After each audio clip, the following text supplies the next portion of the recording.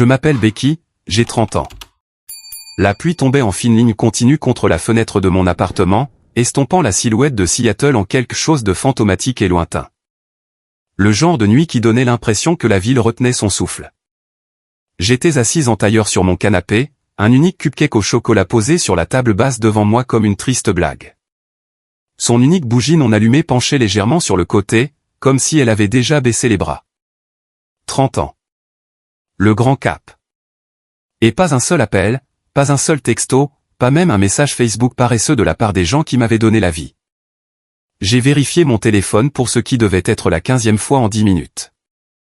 L'écran me fixait, vide et impitoyable, aucune notification, aucun appel manqué, juste mon reflet, les yeux fatigués et tout le reste, pris dans la lueur. L'horloge murale passa à 20 heures avec un clic sec qui sembla résonner. Et d'un coup, la journée sembla officiellement terminée. Un anniversaire marquant perdu dans le silence.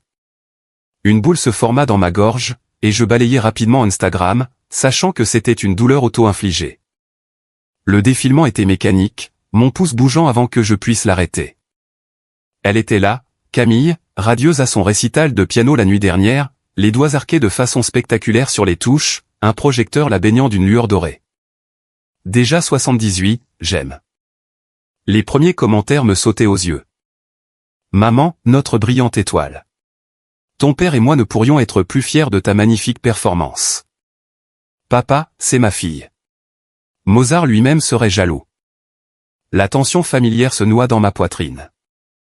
30 ans du même schéma, et ça piquait encore comme la première fois. Je fermai l'application avant que mon visage ne se décompose et ouvris plutôt ma pellicule. Des images de la rénovation de l'hôtel-boutique que j'avais achevé le mois dernier remplirent l'écran. Éclairage doré, lignes courbes de meubles sur mesure, le mélange du verre moderne et de la brique historique. Le projet qui m'avait valu la reconnaissance de l'industrie et un bonus substantiel. Mon travail le plus fier, et pourtant aucun membre de ma famille ne m'avait posé de questions à ce sujet. Une larme tomba sur le verre et déforma l'image, transformant le hall de l'hôtel en quelque chose de distordu. Je l'essuyai avec ma manche, en colère contre moi-même. Personne ne te célébrera jamais, Becky, murmurai-je dans l'appartement vide. Pas comme il la célèbre, elle. Le souvenir me frappa, sans y avoir été invité. Moi, à 10 ans, debout dans le salon dans une robe rose que ma grand-mère avait envoyée. Les cheveux brossés, les mains jointes d'anticipation. C'était mon anniversaire, et maman était passée en coup de vent, criant « Dépêche-toi ! On ne peut pas être en retard pour le récital de Camille. » Mais ma fête ? Ma voix avait été petite, incertaine. Papa m'avait tapoté la tête distraitement, enfilant déjà son manteau. On fêtera ça le week-end prochain, ma puce. Nous ne l'avons jamais fait. Ce fut la première fois que je compris comment me fondre dans le décor, comment sourire plus fort que n'importe qui en applaudissant ma sœur. Je fixais maintenant le cupcake intact, son glaçage terne et croûté. J'avais 30 ans, pas 10. Ne devrais-je pas avoir dépassé ça ? Dépasser la douleur d'être invisible ? Et pourtant, elle était là, me rongeant de nouveau. Un autre jalon passait dans l'ombre. L'idée se forma lentement comme une graine dangereuse. Mon ordinateur portable était déjà ouvert sur la table basse. Je tapotais le trackpad et la lueur du solde de mon compte bancaire remplit l'écran. 97 342 $. 16 ans d'économie plus le récent bonus de 68 000 $. De l'argent dont personne ne connaissait l'existence parce que personne ne demandait jamais. Mon doigt plana sur mon téléphone, mon pouls soudainement chaud et rapide. L'idée semblait imprudente, presque absurde, mais c'était aussi la première fois de la journée que mon cœur battait avec quelque chose qui ressemblait à une possibilité. Seattle Audi, Trevor à l'appareil. En quoi puis-je vous aider ? La voix était joyeuse, exercée. Oui. Bonjour. Ma propre voix me surprit par sa fermeté. Avez-vous des Q5 en stock ? Absolument. Plusieurs modèles, en fait. Pensiez-vous à un essai routier ? Je regardais le triste cupcake, la fenêtre striée de pluie, le téléphone qui était resté silencieux. En fait, je pense en acheter une ce soir. Ce soir ? Une pause. Puis le sourire du vendeur se glissa de nouveau dans son ton. Eh bien, nous sommes ouverts encore 1 heure. Je serais ravi de commencer la paperasse si vous êtes sérieuse. Je le suis, dis-je, et je le pensais. Très sérieuse. Je mis fin à l'appel, me levant pour apercevoir mon reflet dans la fenêtre assombrie. Pendant un instant fugace, je ne reconnus pas la femme qui me regardait, les épaules carrées, le menton levé, un défi brillant dans ses yeux. S'ils ne veulent pas me célébrer, murmurai-je à la vitre, je me célébrerai moi-même. Les clés à la main, je laissai le cupcake derrière moi. La pluie s'était transformée en bruine, laissant la rue lisse et brillante sous les néons. Quand j'arrivai au concessionnaire Audi 40 minutes plus tard, le parking brillait comme la scène d'un showroom. À l'intérieur, un homme en chemise impeccable s'approcha. Bienvenue chez Seattle Audi. Je suis Trevor. Sa poignée de main était chaleureuse, répétée. Qu'est-ce qui vous amène ce soir? J'ai appelé tout à l'heure. La Q5. Je fis une pause, savourant le goût des mots. Je voudrais en acheter une aujourd'hui. Il sia, pris au dépourvu, puis se reprit. Bien sûr, par ici. La Q5 bleu nuit se tenait dans le coin, ses courbes captant les lumières du plafond comme du métal liquide. J'avais l'impression qu'elle m'attendait. Je passai la main sur sa surface brillante, et le reflet qui me regardait était altéré. Plus audacieux, c'est sûr. Voulez-vous l'essayer d'abord, demanda Trevor. Pas la peine, dis-je. Ma voix me surprit à nouveau. C'est celle-ci. Dans le bureau du financement, une femme aux cheveux striés d'argent fit glisser des papiers sur le bureau. Comment souhaitez-vous financer cet achat? Je vais verser un acompte de 60 000 $ en espèces, répondis-je, les mots ayant un goût presque étranger. Je financerai le reste. Ses sourcils se haussèrent. Les gens me sous-estimaient toujours. C'est un sacré acompte. Puis-je vous demander votre profession? Architecte d'intérieur. Je viens de terminer la rénovation du Fairmont. Je n'en dis pas plus. Laissons-les s'interroger. Lorsque ma signature toucha la dernière ligne, ma main trembla juste assez pour me trahir, mais le porte-clés était solide dans ma paume, lourd et réel. Félicitations, dit la femme. Dehors, Trevor me raccompagna à la voiture avec la fierté de quelqu'un qui escorte la royauté. Mon reflet dans la peinture scintillait sous les lumières du concessionnaire, encadré comme un halo. Pour la première fois depuis des années, je me sentais vu, par moi-même. Je rentrais chez moi avec le volant en cuir sous mes doigts, le moteur ronronnant comme un secret. Devant mon immeuble, je coupais les phares et restais assise un moment, fixant le reflet de la voiture sous le lampadaire. Provocante, mienne. À l'intérieur, mon téléphone vibra avec un appel. Ma poitrine se serra quand je vis le nom. Maman. Je fixai l'écran jusqu'à la 3e sonnerie avant de répondre. Becky Elise. Mon nom complet. Jamais bon signe. Où as-tu trouvé ce genre d'argent? Pas de « joyeux anniversaire ». Pas de « comment vas-tu » Juste de la suspicion. Bonsoir à toi aussi, maman, dis-je, m'appuyant contre le métal froid de ma nouvelle voiture. Je l'ai gagnée. Cette voiture coûte plus que ce que la plupart des gens gagnent en un an. Sa voix devint sèche. Harold, viens parler à ta fille de cette absurdité. La voix de mon père remplaça la sienne. Bourru et mesuré, le même ton qu'il utilisait quand je rentrais après le couvre-feu à 16 ans. Est-ce une sorte de location-bail? Parce que financièrement, cela semble, elle est à moi, papa. Payée en grande partie en espèces avec mon bonus. Je le coupai net. Un silence s'étira, tendu comme une corde. Finalement, il dit, eh bien, ça semble impulsif. Un aperçu de SMS s'afficha sur mon écran. Camille. Waouh. Je ne pensais pas que tu pouvais te permettre un truc pareil. Maman et papa paniquent, MDR. En quelques secondes, la conversation de groupe familial explosa. Les messages s'accumulaient sur mon extravagance soudaine, mon irresponsabilité, mes choix. Pas un seul ne disait joyeux anniversaire. La voix de maman revint, sèche. Nous devons discuter de cela en famille. Dîner demain soir. 6 heures précises. J'avalai ma salive. Une invitation ou une convocation? J'y serai, dis-je. Ma voix avait une fermeté que je ne me connaissais pas. Mais je viendrai avec ma propre voiture. Quand l'appel se termina, je restais assise dans le silence de la voiture, les mains sur le volant, la ville bourdonnant faiblement à l'extérieur. Demain apporterait son lot de comptes à rendre. Mais ce soir était à moi. Le lendemain soir, je garai l'Audi délibérément devant la maison de mes parents à Bellevue. Le gravier crissa sous ses pneus, plus fort que nécessaire, m'annonçant avant même que je ne sorte. Leur baie vitrée encadrait 3 silhouettes. Maman, papa et Camille, tous debout comme des acteurs attendant leur entrée en scène. Je restai assise un moment, respirant l'odeur de cuir de la voiture, le bourdonnement du silence autour de moi. La boîte à gâteaux reposait sur le siège passager, un simple carton blanc noué d'un ruban. À l'intérieur, en écriture cursive sur de la crème au beurre, les mots que j'avais demandés, joyeux anniversaire, Becky. De moi à moi. La femme de la boulangerie de nuit ne m'avait pas posé de questions, me jetant juste un regard compatissant avant de l'emballer soigneusement. Ça, pensais-je, c'était plus de reconnaissance que ce que j'avais reçu de ma propre famille. La porte d'entrée s'ouvrit avant que je ne l'atteigne. La voix de maman flotta, trop enjouée.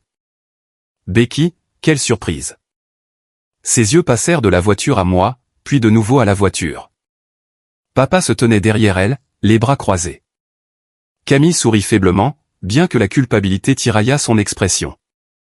À l'intérieur, l'air sentait le rôti de bœuf et le romarin, le même plat que maman préparait pour les fêtes. La salle à manger brillait sous le lustre. La table en érable poli était dressée avec la porcelaine réservée aux grandes occasions. Jamais mes anniversaires. Je posai la boîte à gâteaux avec précaution sur le buffet, comme si je transportais quelque chose d'explosif. Nous nous assîmes. Papa en bout de table, roi dans son château, Camille à sa droite, maman à côté de moi, versant déjà du merlot. Du vin, demanda-t-elle. De l'eau, répondis-je. Ma voix était stable. Je veux avoir les idées claires ce soir. Le cliquetis de l'argenterie commença. Une performance de banalité. Le temps. Le prochain récital de Camille. Le projet de rénovation des voisins. Pas une seule fois quelqu'un ne mentionna mon anniversaire.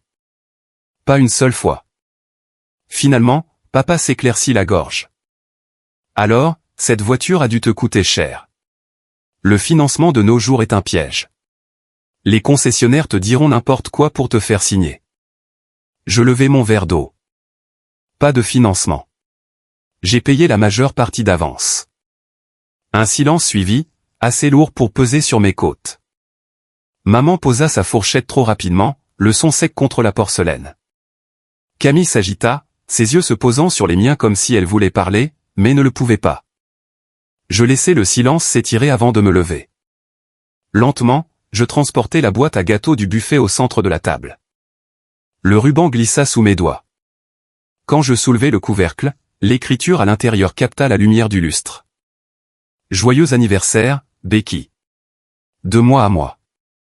Les mots trônaient au milieu de la table, provocateurs. Indéniables. Maman porta la main à sa bouche. Oh, Becky, vous avez oublié. Ma voix était calme, mais elle trancha l'air de nouveau. Papa s'agita, mal à l'aise. Allons, ce n'est pas juste, n'est-ce pas? Je me penchai en avant, les yeux rivés sur les siens. Pour mon 16e anniversaire, vous m'avez donné un gâteau de supermarché avec mon nom mal orthographié pendant que Camille avait une fête avec traiteur et 50 invités. Pour mes 20 ans, vous l'avez sauté parce qu'il tombait en même temps que la remise de diplôme de Camille. Vous m'avez laissé à la maison pour garder la maison pendant que vous partiez en vacances.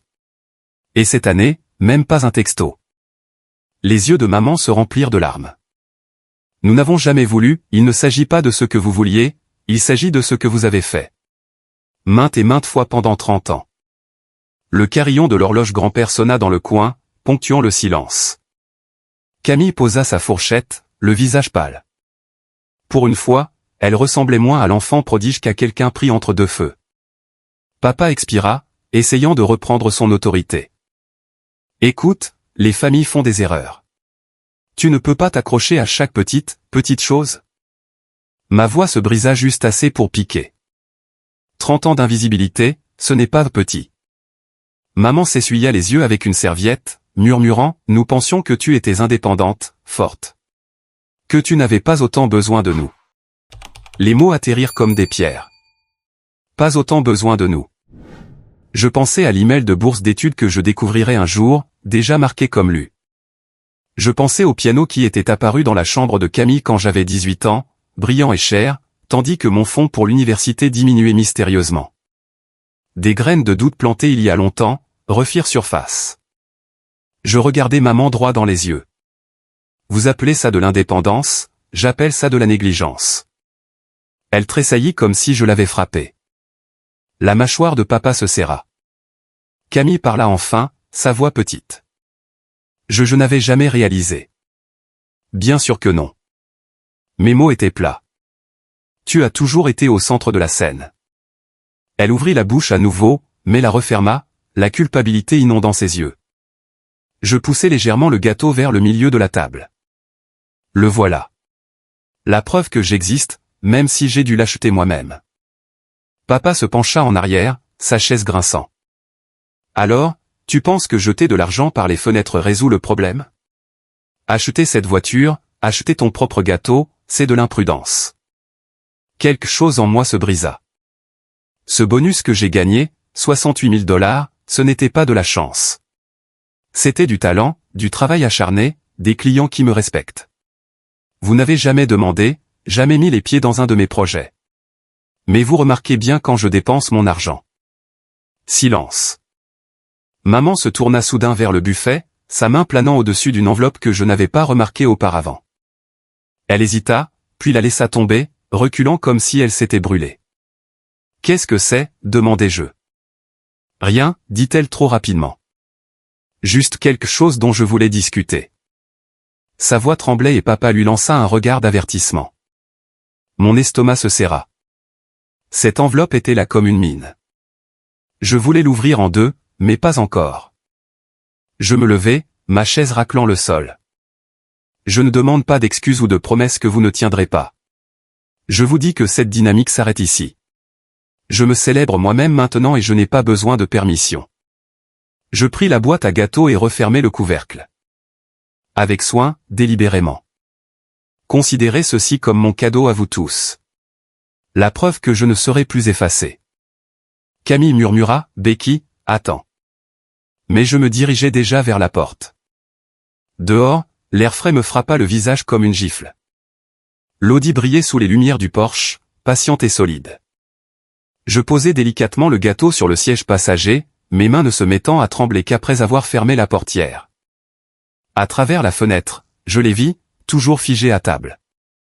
Maman avec les mains sur la bouche. Papa fixant l'enveloppe non ouverte. Camille me regardant comme si elle me voyait enfin pour la première fois. Je tournai la clé, le moteur rugissant, les phares fendant l'allée comme une lame. Pendant 30 ans, ma voix avait été étouffée. Ce soir, je l'avais sculptée dans l'air. En m'éloignant, une pensée me pressait, lourde et acérée. Quoi qu'il y ait dans cette enveloppe, quelle que soit l'affaire de famille qu'il cachait, ce n'était pas rien. Et j'étais enfin prête à le découvrir. L'air matinal le long de Pike Place Market avait une touche salée et sucrée, les mouettes criant au-dessus de nos têtes, comme si elles rivalisaient avec l'agitation des vendeurs qui s'installaient. J'arrivais 10 minutes en avance au Elm Street Café, les mains enroulées autour d'un gobelet en papier qui était devenu froid depuis longtemps. J'avais choisi une place près de la fenêtre, la vitre légèrement embuée par mon souffle, offrant une vue floue sur la baie d'Eliot au-delà. Camille avait 5 minutes de retard, sa ponctualité pour les récitals ne s'étendant jamais à la vie réelle. Elle apparut enfin, grande et gracieuse, même en jean, les cheveux relevés en un chignon qui semblait sans effort, mais qui avait probablement pris 20 minutes. Elle me repéra instantanément, hésita, puis traversa le café avec cette assurance de salle de concert qu'elle portait depuis l'enfance. « Salut » dit-elle en se glissant sur la chaise en face de moi. Elle évita mes yeux, s'occupant de la tasse que le barista posa. Ses mains s'enroulèrent trop fort autour, ses jointures pâles. « Je t'ai commandé un latte » dis-je doucement. « Tu prends toujours du lait d'amande » Elle cligna des yeux, surprise. « Oui, merci. » Elle souleva la tasse, mais ne but pas. Pendant un long moment, le seul son entre nous fut le sifflement de la machine à expresso. « Becky » commença-t-elle, sa voix tremblant déjà. « Hier soir, je n'avais pas réalisé. Je ne savais pas à quel point, tu ne savais pas. Je laissai échapper un rire court et sans humour. Camille, tu en étais la raison. Son visage se décomposa, mais je ne m'arrêtai pas. Tu as eu les projecteurs, les fêtes, l'attention. Pendant ce temps, j'étais la musique de fond. Comment as-tu pu ne pas le remarquer? Je pensais, balbutia-t-elle, cherchant ses mots. Je pensais que tu étais d'accord avec ça. Tu étais toujours si posé, applaudissant plus fort que n'importe qui. Je me disais que ça ne te dérangeait pas. Sa voix se brisa. Mais ce n'est pas vrai, n'est-ce pas? Non. Le mot pesa lourdement entre nous. Ses yeux brillèrent. En 30 ans, je ne l'avais vue pleurer que 2 fois. Une fois quand elle s'était cassé le poignet à 14 ans, terrifiée de ne plus jamais pouvoir jouer du piano. Et une autre fois quand la lettre d'acceptation de Juillard était arrivée. Maintenant, la voilà, des larmes tremblant sur ses cils, la faisant ressembler moins au prodige sans faille qu'à une sœur qui avait enfin épuisé ses excuses. Elle se pencha en avant. Il y a quelque chose que tu ne sais pas à propos de ton fonds pour l'université. Mon estomac se noie. Quoi donc? Ses mains se resserrèrent sur la tasse, ses ongles pressant des croissants dans la céramique. Une partie a été redirigée pour moi. Je me figeai. Le Steinway dans ma chambre, murmura-t-elle. Celui sur lequel je me suis entraîné pendant tout le lycée. Maman et papa ont utilisé une partie de ton fonds pour l'acheter, et plus tard pour mes frais de scolarité au conservatoire aussi. Ils ont dit que c'était un investissement familial, que tu comprendrais. Les bruits du café s'estompèrent comme si nous étions scellés dans une bulle. Je n'entendais que le battement de mon propre pouls. Ils ne me l'ont jamais dit, dis-je platement. Ils ne voulaient pas que tu le saches. La voix de Camille se brisa. Je l'ai découvert plus tard, après Juillard, quand papa a mentionné comment tout le monde avait fait des sacrifices. J'ai demandé ce qu'il voulait dire et il a dit que tu t'en sortirais, que tu étais indépendante. Je me suis dit que tu avais déjà des bourses, que ce n'était pas si grave. Mais c'était grave, n'est-ce pas? Pas si grave? Ma voix s'éleva, attirant un regard du barista. Je la baissai, tranchante comme du verre. Cet argent était censé être à moi, ma chance d'étudier où je voulais, pas où je pouvais me le permettre, et ils l'ont juste pris. Les larmes de Camille coulèrent enfin. Je te jure que je ne l'ai pas demandé. Je ne le savais même pas avant que ce soit déjà fait. Si je pouvais te le rendre, je vendrais le piano. Peux-tu le faire, lançai-je sèchement. Est-ce seulement à toi de le vendre? Elle tressaillit. Techniquement, non. Il est au nom de papa. Il a dit qu'il conserverait mieux sa valeur comme ça. Je me penchai en arrière, la bile me brûlant la gorge. Bien sûr, même son piano, le sanctuaire de sa chambre, n'était qu'une autre extension de leur contrôle. Je suis désolé, Becky. Sa voix se brisa, à vif. J'aurais dû me battre pour toi. Au lieu de ça, je me suis laissé convaincre par leur histoire, que c'était pratique, que tu n'avais pas autant besoin de nous. Je me suis laissé en profiter. L'honnêteté dans ses yeux était insoutenable. Pendant une fraction de seconde, je vis la petite fille qu'elle était, assise en tailleur sur le banc, criant « Viens écouter, Becky », pendant que mes propres devoirs restaient intacts. J'applaudissais jusqu'à ce que mes paumes me brûlent, me disant toujours que mon jour viendrait. « Tu ne peux pas défaire ce qui a été fait », dis-je. Ma voix était plus calme maintenant, mais non moins tranchante. Cet argent a disparu. Ces années ont disparu. Je sais. Elle tendit la main sur la table, hésitante, ses doigts effleurant les miens. Mais peut-être que je peux aider maintenant. Peut-être que je peux être la sœur que j'aurais dû être. Je ne retirai pas ma main. Pas encore. Elle déglutit difficilement. Il y a autre chose. Maman cache quelque chose. Je l'ai vue sortir une enveloppe la semaine dernière. La même qu'elle a failli prendre hier soir. Elle la garde dans le tiroir du buffet. Je pense que c'est à propos d'argent ou d'héritage. Quelque chose que grand-mère a laissé. Ces mots tombèrent lourdement. Cette enveloppe, celle que papa avait réduite au silence d'un regard. Qu'est-ce que tu sais, insistai-je. Seulement qu'elle t'est adressée. J'ai vu ton nom. Le café bourdonnait autour de nous. Des commandes criaient, des chaises qui raclaient, mais tout se brouilla en un bruit de fond. Mon esprit retourna à la main tremblante de maman planant sur cette enveloppe, sa voix mince comme du papier de soie.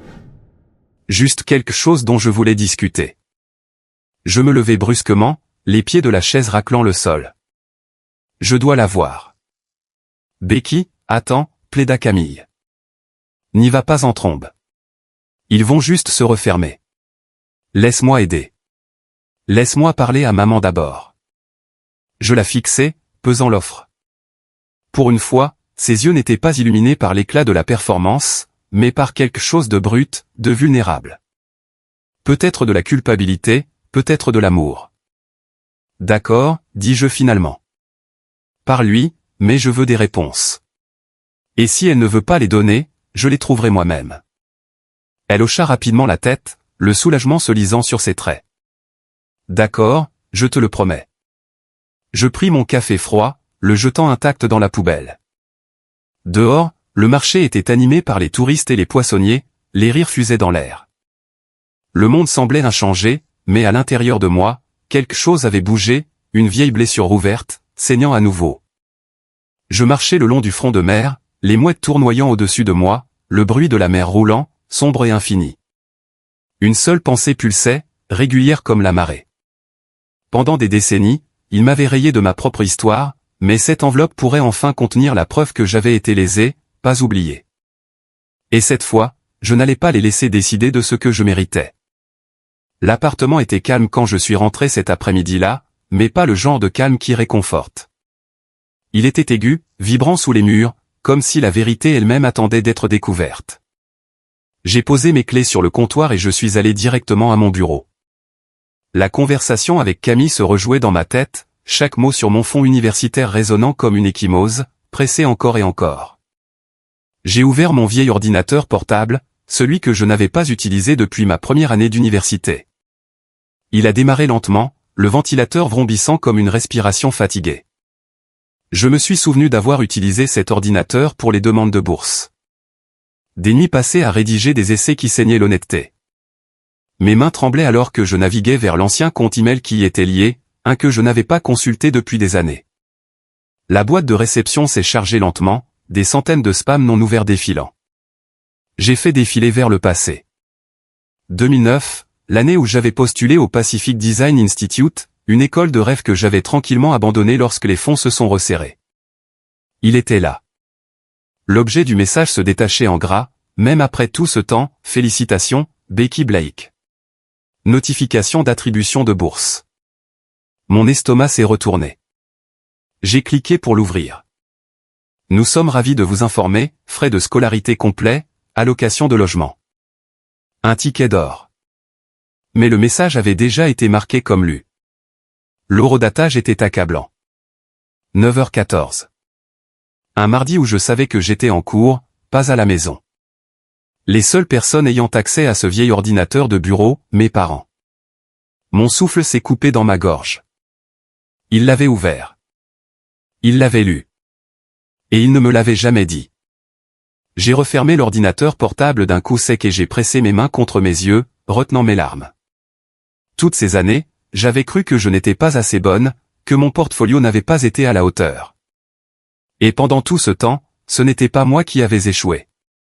C'était eux. Le téléphone reposait comme un poids sur le bureau. Je l'ai attrapé avant de perdre courage. Maman a répondu à la deuxième sonnerie, sa voix soigneusement neutre. Becky?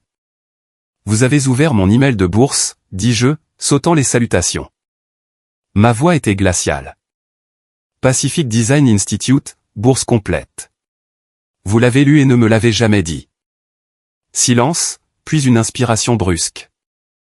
Becky, chérie, tu ne comprends pas. N'ose même pas. Ma voix s'est brisée, la rage montant comme un feu. J'ai travaillé pour ça. J'ai saigné pour ça. Et vous me l'avez caché. Ces mots se sont déversés, désespérés. Nous avions peur. Cette école était à l'autre bout du pays. Si tu partais, la famille se disperserait. Camille était encore si jeune, et nous avions besoin de toi ici. J'ai ri amèrement. Besoin de moi, ou besoin de mon invisibilité pour qu'elle puisse briller. Ce n'était pas comme ça, a-t-elle plaidé. Nous pensions te protéger.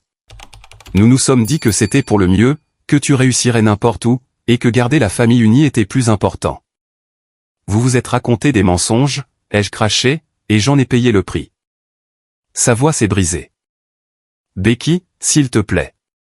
Les familles font des sacrifices, parfois des choix difficiles. Des choix, les yeux coupés, tremblantes, qui n'étaient pas les vôtres. Vous avez volé les miens. Pendant un moment, le seul son fut sa respiration saccadée, puis plus douce. Je voulais te garder près de moi. Je ne pouvais pas supporter de perdre mes 2 filles à cause de l'ambition. Les mots sont tombés lourdement. Ce n'était pas une excuse. Pas vraiment. Mais un aveu de sa peur. J'ai pressé ma paume contre ma poitrine, stabilisant ma respiration. Je viens te voir, ai-je finalement dit. Demain. Et je veux cette enveloppe. Plus de secrets.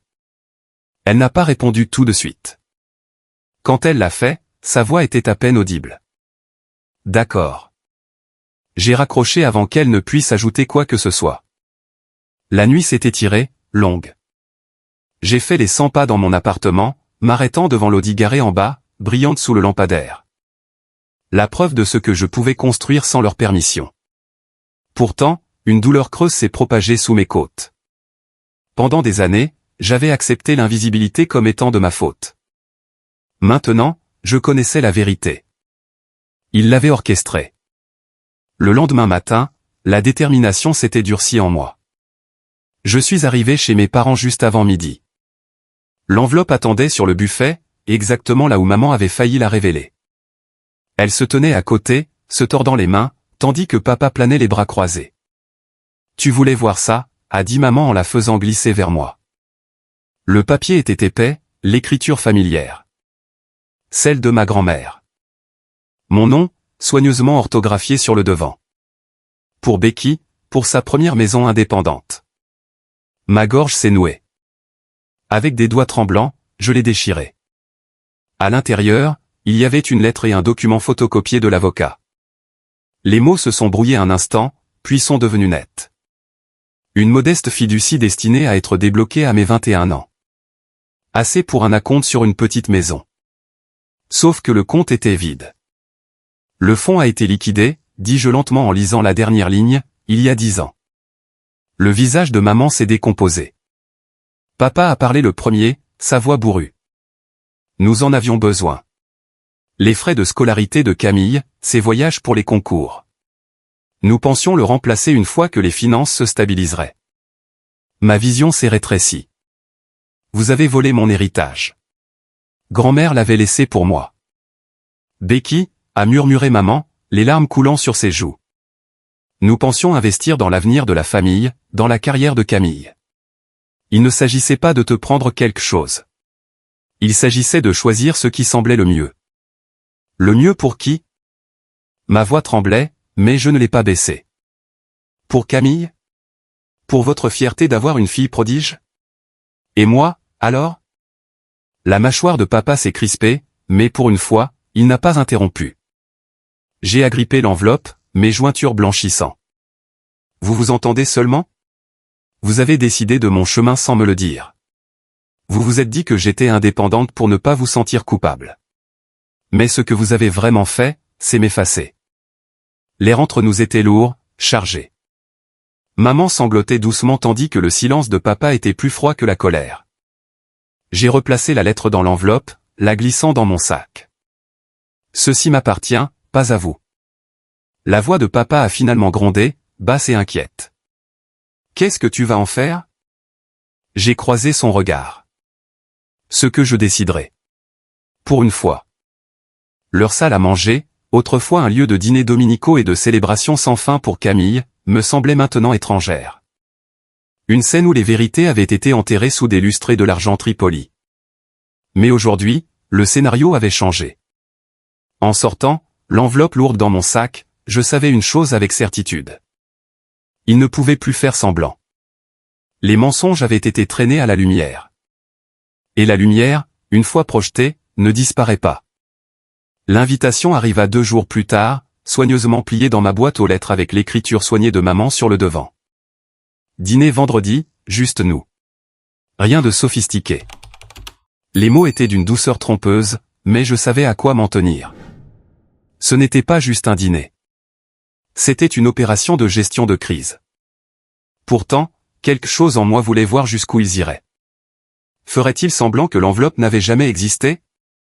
Minimisait-il, tordrait-il, réécrirait-il? Ou affronterait-il enfin les décombres qu'ils avaient laissés derrière eux? Vendredi soir, je me suis garé dans l'allée délibérément en retard. Des ballons bleus et argentés flottaient contre la boîte aux lettres, attachés par des rubans bouclés. Je suis resté assise dans l'audi, à les regarder. Des ballons. Ils ne s'étaient même pas donné cette peine pour mon 10e anniversaire. Mes mains se sont crispées sur le volant avant que je ne me force finalement à sortir. Par la fenêtre, j'ai vu maman ajuster les cristaux du lustre. Papa faisant les 100 pas près de la table. Camille murmurant quelque chose la main sur la bouche. Quand je suis entré, l'odeur de poulet rôti et de cannelle m'a accueilli. Trop sucrée, presque écœurante. Maman s'est précipitée en avant, les bras ouverts. Becky, ma chérie, tu es magnifique. Son étreinte a duré plus longtemps que d'habitude, parfumée et calculée. La salle à manger m'a laissé pantoise. La bonne porcelaine brillait. Les verres en cristal scintillaient sous le lustre. Des serpentins pendaient en boucles soignées, et au centre de la table se trouvait une grande boîte blanche de la MC Crabacry. Papa se tenait là, maladroitement, sa posture raide. Surprise. Mieux vaut tard que jamais, je suppose. Camille s'est avancée avec un paquet emballé dans les mains. Sa voix était plus douce que la sienne. Joyeux anniversaire en retard, Becky. J'ai posé mon sac, la gorge serrée. Cette scène était étrangère, surréaliste. Pendant 30 ans, mes anniversaires avaient été au mieux des pensées après coup. Maintenant, voici un spectacle, comme si la décoration pouvait effacer l'histoire. Papa a fait un geste vers la boîte à gâteaux. Vas-y, ouvre-la. Mes doigts ont hésité, puis ont soulevé le couvercle. À l'intérieur, un gâteau au chocolat avec un glaçage à la crème au beurre, les mots écrits en bleu, joyeux 30e anniversaire en retard, Becky. Pendant un moment, personne n'a parlé. Puis, papa s'est éclairci la gorge. Nous savons que nous ne pouvons pas effacer le passé, mais ta mère et moi, nous avons réfléchi à la façon dont nous avons pas été aussi attentifs que nous aurions dû l'être. L'euphémisme m'a presque fait rire. 30 ans d'anniversaires oubliés, d'opportunités volées, d'héritages effacés, tout cela réduit à « pas attentif ». Camille m'a mis le cadeau dans les mains, coupant le silence. Ouvre le mien d'abord. Le papier s'est déchiré pour révéler un élégant cadre noir. Derrière la vitre se trouvait une photographie professionnelle du hall de l'hôtel Fairmont que j'avais rénové. Le projet qui m'avait valu le bonus, le projet qui m'avait donné le courage d'acheter enfin la voiture. À côté, soigneusement montée, se trouvait une coupure de presse du Seattle Architecture Monthly. Ils ont qualifié ton travail de visionnaire, a dit Camille doucement. Je pensais que tu pourrais l'accrocher dans ton bureau pour que tu saches que les gens te voient. Les mots m'ont frappé plus profondément que je ne l'attendais. Pour une fois, elle n'était pas l'enfant prodige se prélassant dans les louanges.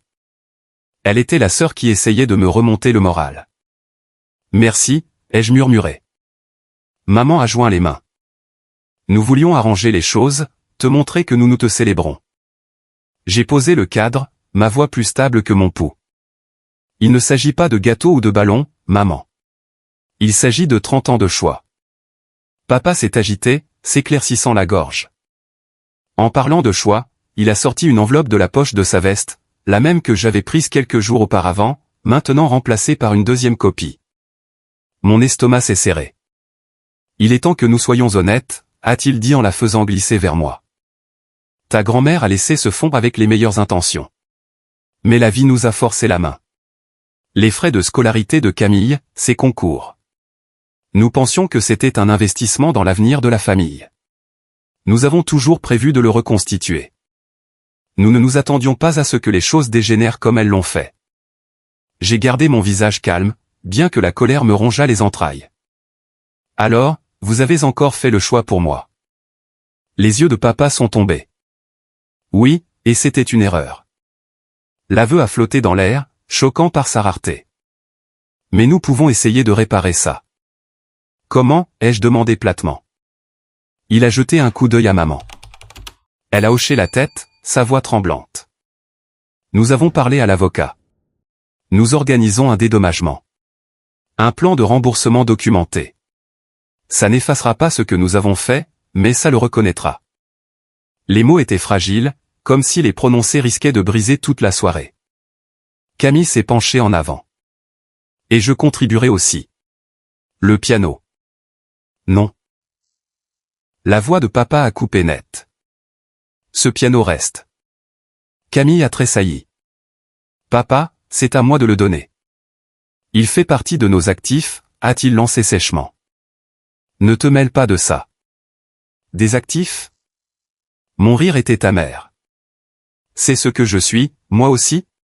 Un actif que vous pouvez déplacer à votre guise. Le silence a étouffé la table. Maman a tendu la main, les yeux humides. Nous essayons, Becky. Nous essayons vraiment. J'ai retiré ma main.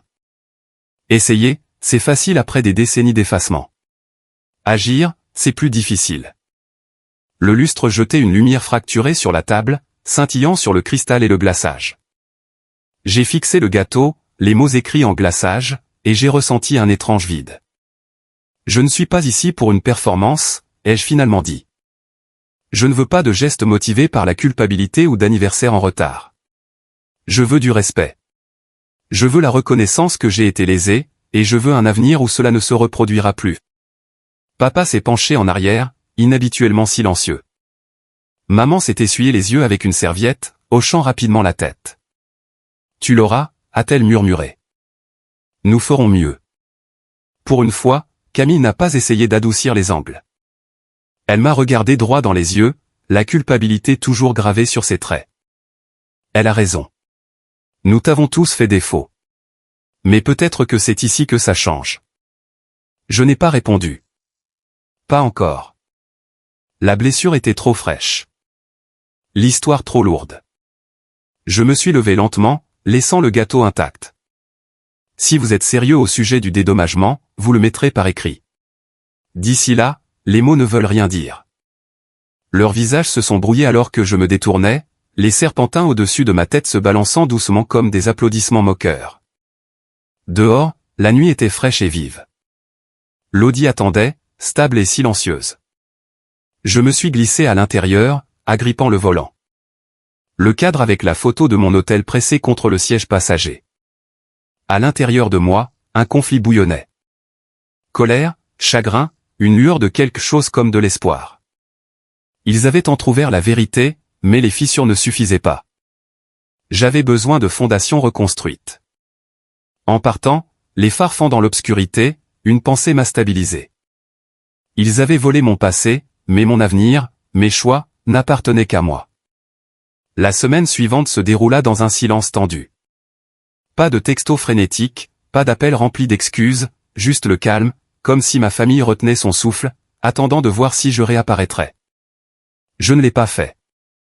Je me suis plongé dans le travail, esquissant des plans pour un nouveau client qui voulait des lignes audacieuses et des contrastes dramatiques, le genre de projet qui récompensait la concentration. Mais même en traçant des lignes sur du vélin, mon esprit tournait autour de la même vérité. Un dédommagement en paroles ne suffisait pas. Le jeudi soir, un email est arrivé. L'objet, proposition. Ma poitrine s'est serrée en l'ouvrant.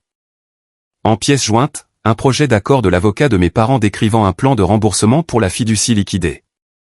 Des versements mensuels, un solde complet rétabli dans les 5 ans, intérêts ajoutés. C'était plus formel que ce à quoi je m'attendais, et pourtant quelque chose y semblait encore transactionnel, comme régler une dette plutôt que de soigner une blessure.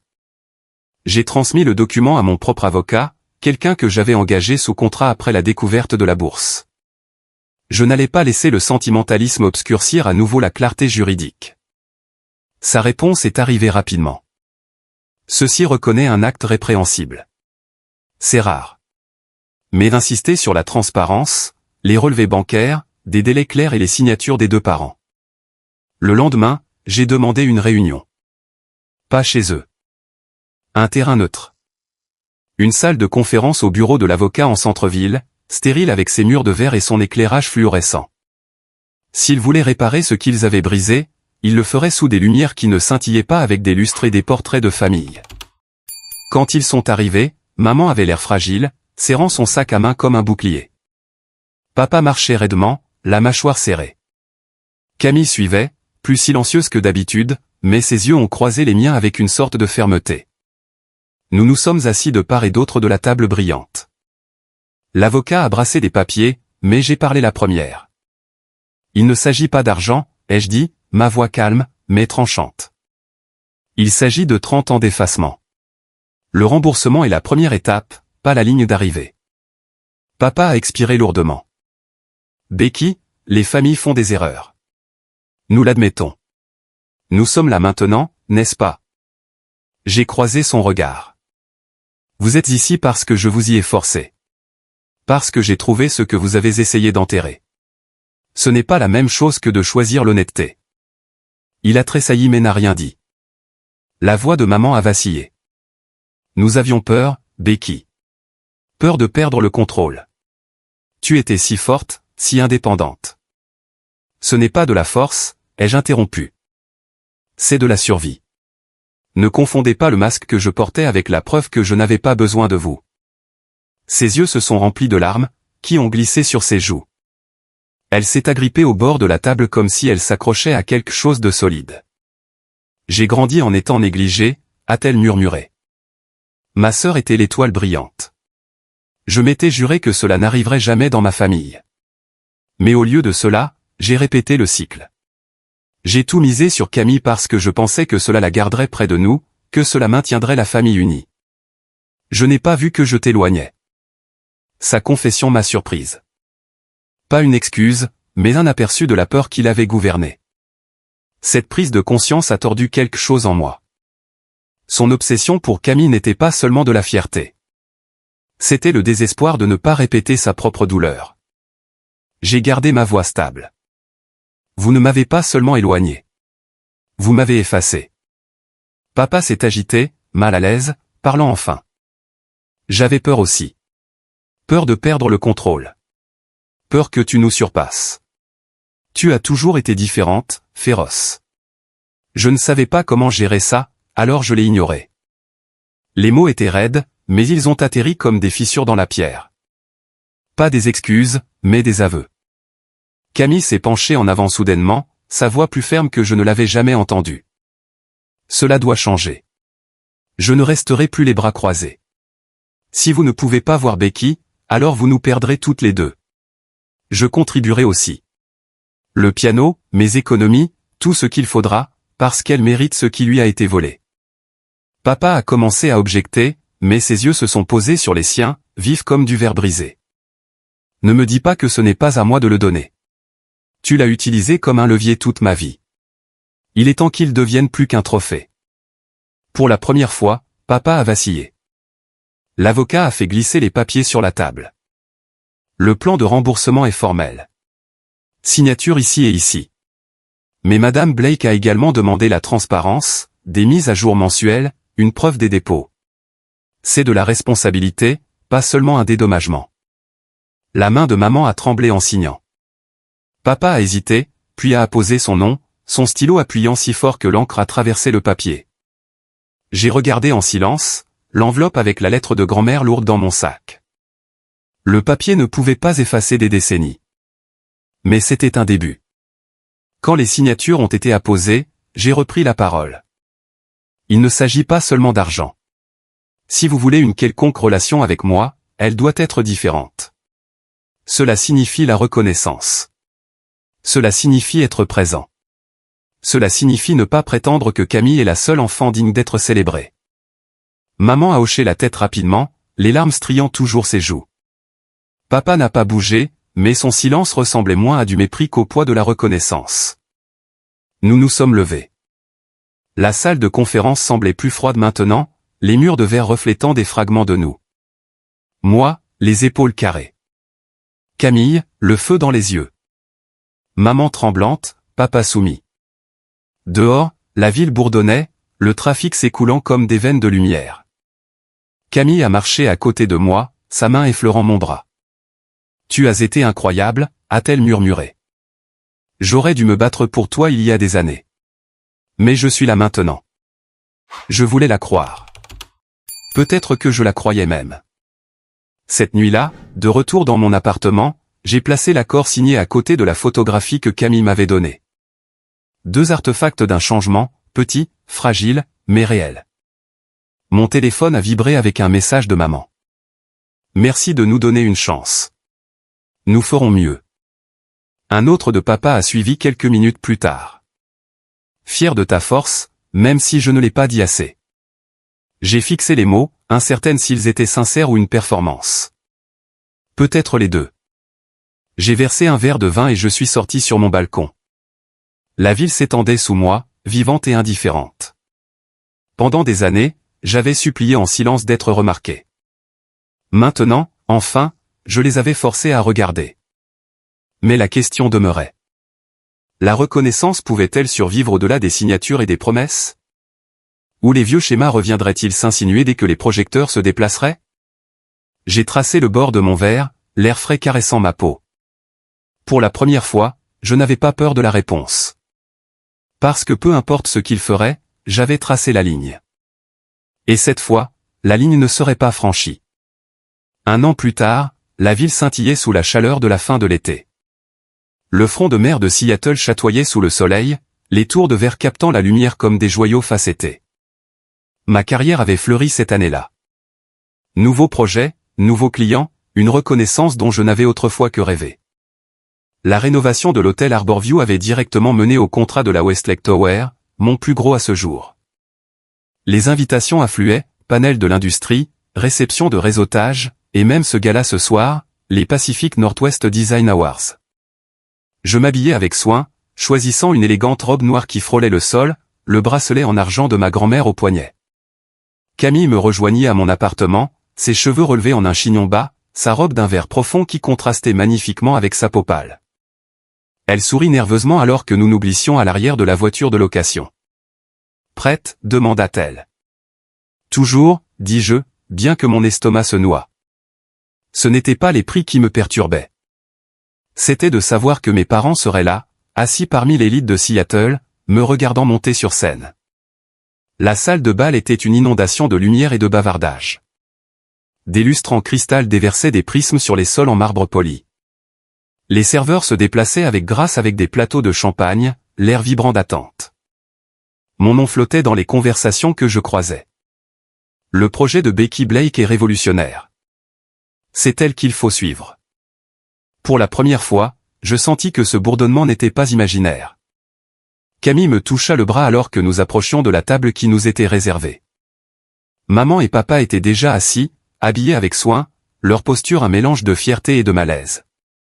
Maman se leva rapidement, m'embrassant sur la joue. « Tu es magnifique, ma chérie. » Papa hocha la tête raidement, sa voix bourrue. Grande soirée.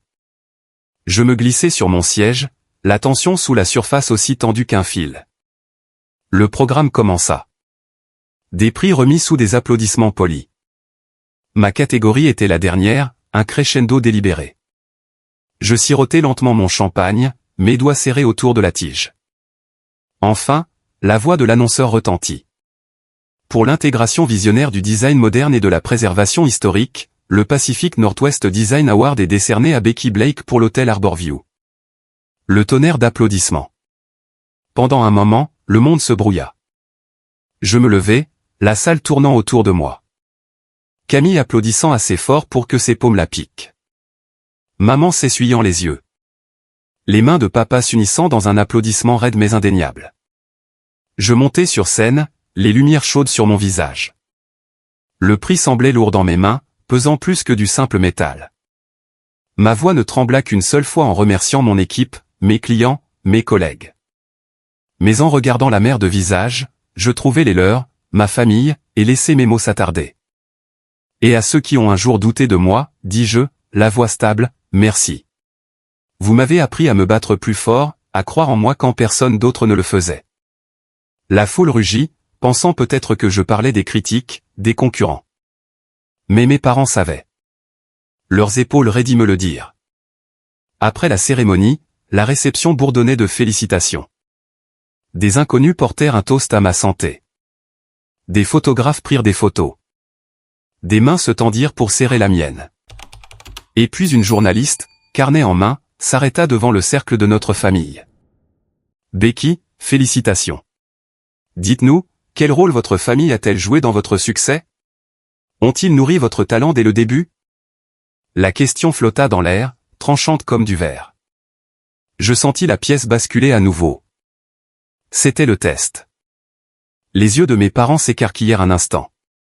Je pensais que papa interviendrait, réécrivant le récit, vernissant le passé, mais il resta silencieux. Maman s'éclaircit la gorge, sa voix fragile mais claire. Nous avions des angles morts, vous savez, dit-elle doucement. La journaliste se pencha plus près. Les yeux de maman brillèrent, mais elle ne faiblit pas. Nous ne l'avons pas toujours vue comme nous aurions dû, mais la détermination de Becky, son génie, c'était toujours là, et nous sommes si fiers d'elle. Les mots atterrirent comme un tremblement de terre. Pas une confession de chaque trahison, mais quelque chose de brut, de non verni. La journaliste griffonna furieusement. C'est magnifique. Merci. Elle se tourna vers moi. Et que ressentez-vous d'avoir cette reconnaissance maintenant? J'avalai ma salive, la gorge serrée. C'est comme un commencement, dis-je simplement. Le moment passa, balayé par d'autres questions, d'autres photos, mais il persista en moi. Une fissure de lumière là où il n'y avait eu qu'ombre. Plus tard à notre table, Camille me serra la main. Tu l'as entendu? Oui, ma voix était calme. Je n'étais pas sûr qu'elle le dirait. Moi non plus, admit Camille. Mais elle l'a fait. Papa leva son verre maladroitement. Ah Becky. Tu nous as rendus fiers ce soir. Ces mots étaient raides, mais pour une fois, je crus qu'il les pensait. La nuit scintilla, danse, rire, flûte de champagne s'entrechoquant. Pourtant, sous tout cela, je sentis un changement. Pas une absolution, pas une réparation achevée, mais une reconstruction commencée. La fondation était fissurée, mais les fissures peuvent être renforcées. De retour à mon appartement, le prix brillait sur le comptoir, captant les lumières de la ville à travers la fenêtre. Je versai un verre d'eau, ma robe s'étalant autour de moi alors que je m'enfonçais dans le canapé. Camille m'envoya un texto peu après. Elle l'a vraiment dit. Je crois que les choses changent. Je fixai le message, le poids de l'année pesant sur moi. Ils avaient envolé. Bourse, héritage, reconnaissance. Mais ce soir, sous des lumières aveuglantes et des regards attentifs, maman avait admis la vérité. Et la vérité, une fois dite, ne peut être dédite. Je posai le téléphone. Mon reflet se dessinait faiblement dans la vitre sombre de la fenêtre. Mes épaules étaient carrées, mon menton levé. Une femme qui n'était plus invisible. Et pour la première fois, je crus que le changement pourrait durer. Le prix brillait toujours sur mon comptoir des semaines plus tard, sa surface polie captant la lumière du matin comme un rappel chaque fois que je passais. Certains soirs, je le regardais dans la pénombre et le souvenir de ce gala, les applaudissements, la voix de maman se brisant alors qu'elle admettait leurs angles morts, se rejouait comme un clip. 1 an plus tôt, je ne l'aurais jamais imaginé. Mais le véritable changement n'était pas dans le prix. Il était dans les petits changements constants qui suivirent. Maman commença à m'appeler juste pour me demander comment s'était passée ma journée. Pas de cette manière superficielle où elle écoutait à moitié tout en remuant la soupe, mais en écoutant vraiment. La voix de papa s'adoucissait pendant les conversations, n'étant plus pleine de scepticisme à l'égard de mes choix. Et Camille, elle était complètement différente. Elle m'envoyait des photos de ses séances d'entraînement, mais les associait toujours à des questions sur mes projets, désireuse de partager la vedette plutôt que de la dominer. Pourtant, je ne me suis pas laissé entraîner dans un pardon facile. Le changement n'est pas un moment unique. C'est de l'entretien. Et les limites, une fois tracées, ne doivent pas être effacées. Un samedi après-midi pluvieux, Camille arriva à mon appartement avec un épais album de coupures enveloppé dans du papier craft. Elle le posa sur la table avec un sourire nerveux. « Ce n'est pas grand-chose, dit-elle. Mais j'ai pensé que tu devrais l'avoir. » Je décollai soigneusement le papier. À l'intérieur, page après page documentaient des bribes de ma vie que je ne savais pas que quelqu'un avait gardées. Ma remise de diplôme universitaire, une coupure de presse sur mon premier prix de design, des photos du hall de l'Arborview, l'annonce de la Westlake Tower, même des clichés de moi debout fièrement à côté de l'Audi, cette déclaration d'indépendance bleu nuit. Une note s'en échappa, écrite de la main de Camille. Je te vois maintenant. Je suis désolé que ça ait pris si longtemps.